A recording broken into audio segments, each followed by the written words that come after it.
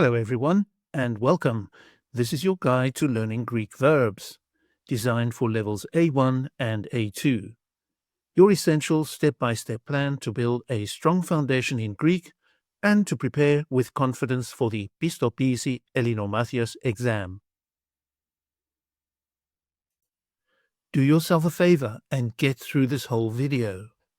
This video, your guide to learning Greek verbs, is worth watching right to the end.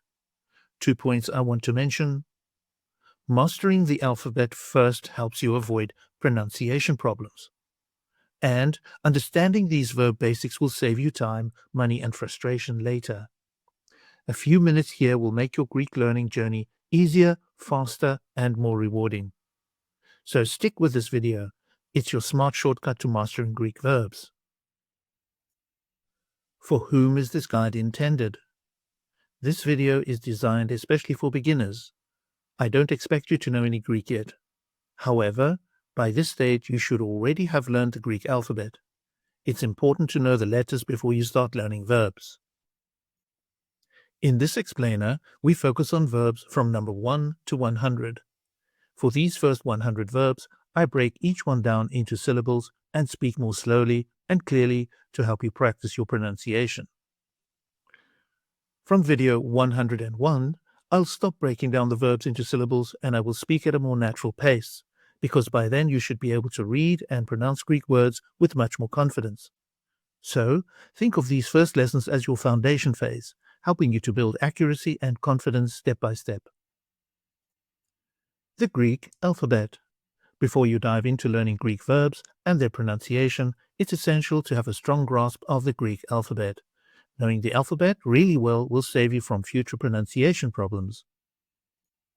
Focus on letter recognition, correct sound production, the stress accent placement, and double letters and their sounds. These skills are the foundation for smooth and accurate verb learning. Think of the alphabet sounds as your best friend on your Greek learning journey. Once you master them, you'll avoid future hassles with pronunciation and feel more confident reading and speaking Greek. This is the lesson format. Here's what to expect in each of the upcoming verb lessons. On slide 1, I will introduce the verb and say it slowly, twice, so you can hear it clearly. Following, I will break the verb down into syllables to help you see and hear how it is built. Then, I will pronounce the verb in an exaggerated way so you can catch every sound and letter. I will pause, giving you time to repeat it aloud yourself. Finally, I'll say the verb again at a natural pace so you can repeat it one more time. This step-by-step method will help you build strong pronunciation habits and feel more confident when speaking Greek. Repetition is key. How many times you see, hear, and repeat the same verb. Repetition is one of the most powerful tools in learning a language. And we begin with verbs, the backbone of communication. In these lessons, we will focus on the verb per video. By the time you finish each video, you will have seen the verb about 25 times on the screen. You will have heard it said at least 22 times, and you will have repeated it out loud at least 22 times. This high level of repetition is your kickstarter to mastering the top 100 Greek verbs. Hearing, seeing, and saying the same verb many times strengthens your memory, pronunciation, and confidence, making it much easier to use these verbs in real conversations later. Learning the first 100 verbs is essential. Learning the top 100 Greek verbs is one of the smartest, most beneficial steps you can take on your Greek learning journey. Traditionally, students are often told to study verbs in their grammar groups: A, AB, B1, B2, C1, and C2, memorizing long lists and charts. The problem is that many of these verbs are rarely used in everyday life. You could spend weeks learning verbs you won't need for a long time, or perhaps never use at all. My approach is different. I focus on verbs based on how often you'll actually use them in everyday Greek. This means that every verb you learn will be immediately useful, helping you to speak, understand, and communicate more naturally from the very start. Just for clarity, let's talk about the verb groups and their endings. As you learn the top 100 Greek verbs, you'll notice their endings fall into a few main groups. These are called Group A, AB, B1, C1, and C2 type verbs. Each group follows a slightly different pattern of endings in the present tense, so recognizing the type helps you to know how to conjugate the verb. This means changing it according to the person. In the beginning, don't worry about memorizing all the group types. Just focus on spotting the patterns. By the time you've worked through these first 100 verbs, you'll already be familiar with all the main endings used in everyday Greek. So, what verb groups? Yes, we have the A, AB, B1, B2, C1, and C2 verb groups. But it is really of no importance to learn verbs in groups unless it interests you. The point is to learn verbs by usage meaning. Take a verb and use it in a real-life situation. Yes, I have separated the verbs to follow in these groups, only to help you learn the verb endings. Let's take a look.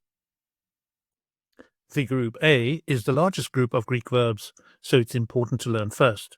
The good news is that most of the verbs you use every day belong to this group and follow the same endings. This slide shows the present tense conjugation of the verb θέλω, I want, an A-type verb. Θέλω, θέλεις, θέλει, θέλουμε, θέλετε, θέλουν. It shows the regular pattern ending in o, is, I, ume, ete, un. You can see other common verbs from the same group on the right. These are some of the most frequently used verbs in everyday Greek. Let's take a look at B2 verbs. Why have I jumped straight to the B2 verb set? Because they have the same endings as Group A verbs with only one exception. If you have a look at the you plural form, you see ite instead of ete. This slide shows the present tense conjugation of the verb οδηγώ, I drive, a B2 type verb. Οδηγώ, οδηγείς, οδηγεί, οδηγούμε, οδηγείτε, οδηγούν.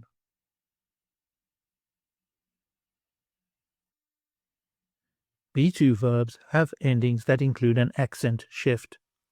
O, is, I, ume, ite, un.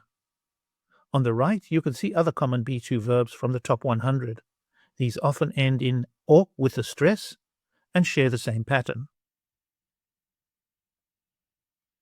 Now let's take a look at the AB verb endings.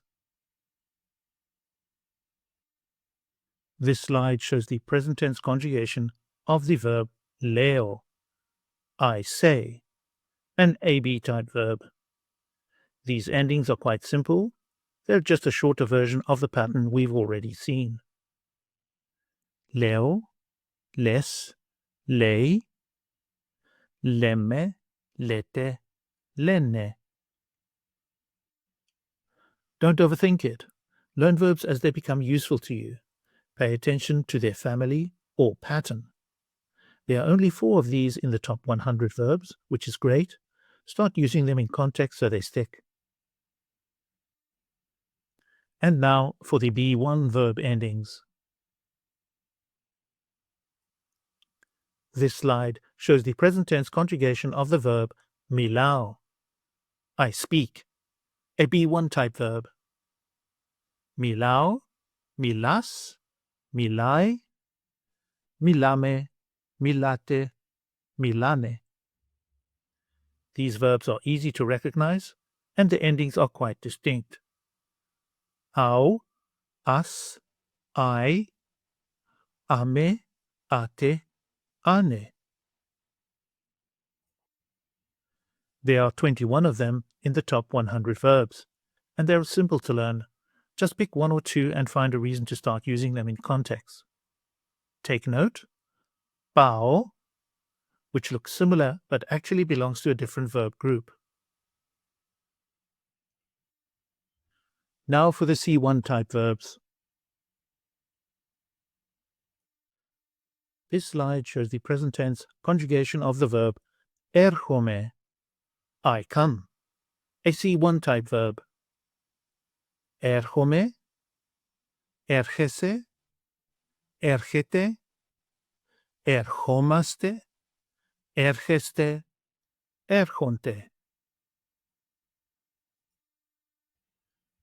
They follow the endings ome, ese, ete, omaste, este, onte.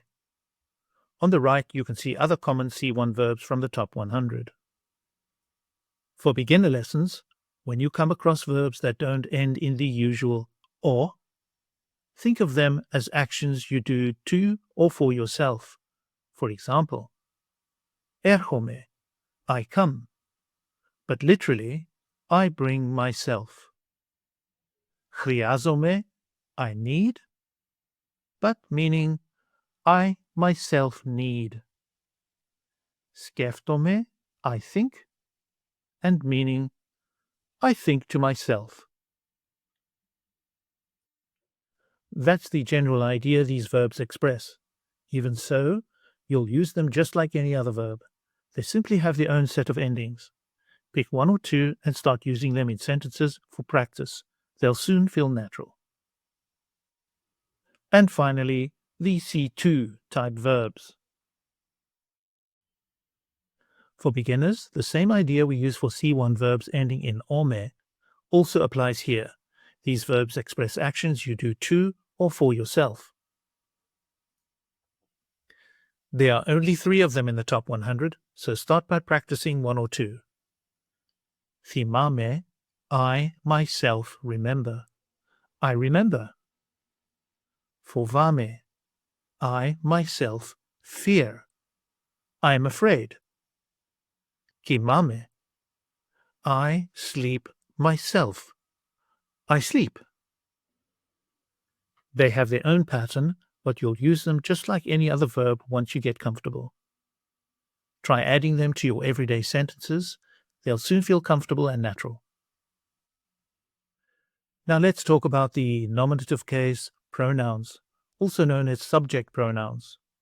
If you're taking a course with me, you've already had this explained and understand this very well. You'll be glad to know how very useful they are. What are these and how do we use them? Let's take εγώ, I, the first one, as our example. The same explanation applies to all the subject pronouns. If I want to say, I want a sandwich, that's a simple, straightforward statement. But if I raise my voice slightly and say, I want a sandwich, you can hear the difference, right? In English, we use tone to emphasize that it's I and not someone else who wants the sandwich.